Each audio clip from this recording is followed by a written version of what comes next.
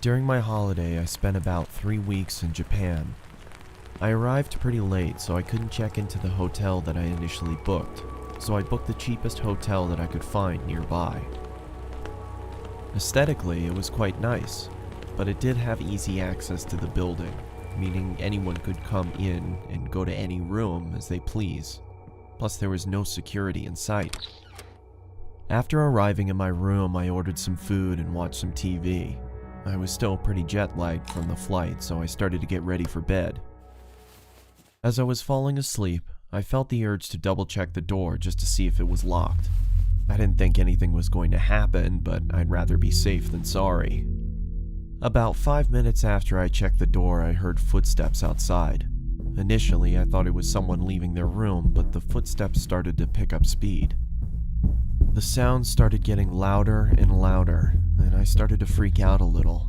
All of a sudden, the sound stopped.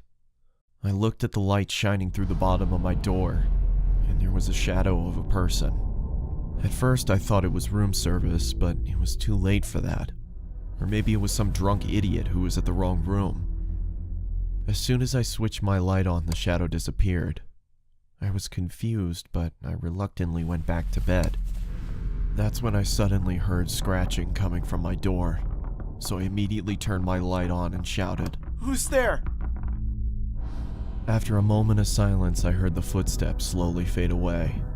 At this point, I was thinking it could be some kids messing around, so I got up, opened the door, and peeked my head outside. I glanced in both directions down the dark and slim hallways. That's when my heart stopped. A man emerged from the darkness and ran erratically towards me. His face was contorted as he screamed, and I could see he was holding a knife in his right hand. As he got closer, I could see him more clearly. He had disgusting long, dirty hair, his clothes were ripped, and he had cuts and bruises all over. I quickly slammed my door and pressed against it, praying that the man would just go away. After what felt like hours, I finally gathered my courage and looked through the peephole. He was gone. I let out a sigh of relief and checked the peephole again. My heart started pumping faster than ever before. He was right in front of the door. He was wearing a maniacal smile on his face, and all of a sudden he raised his knife and yelled, "I'm gonna fucking kill you!" I jumped back and kept my eyes locked on the bottom of the door as I backed up to my bed. I grabbed my phone and started dialing the police. As I raised the phone to my ear, I saw that the shadow was gone. When the police arrived, I tried to explain what happened, and they checked the security cameras. They almost immediately recognized the man. He had been doing this to people for a while now, and the police had been trying to track him down for months.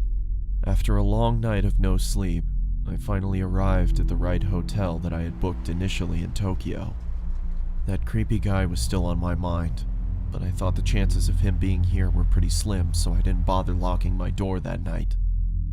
At 12:05 a.m., I woke up to a big bang next to me.